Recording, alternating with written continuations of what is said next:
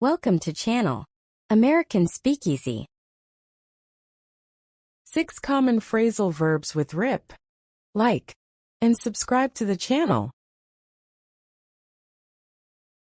Rip apart. Meaning, to severely criticize or damage something. Example, his angry words ripped apart their friendship, leaving both of them hurt. Rip off. Meaning, to overcharge or cheat someone. Example, they ripped me off by selling the phone for double the price.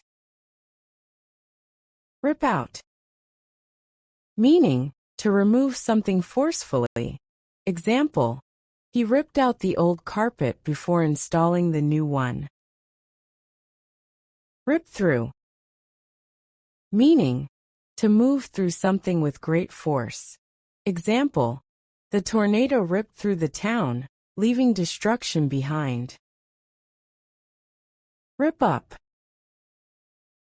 Meaning, to tear something into pieces.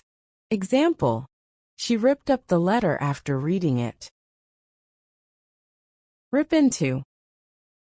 Meaning, to criticize or attack someone harshly, often in a verbal manner. Example, the coach ripped into the player for his lack of effort. Thanks for watching. Like, subscribe, turn on bell notifications.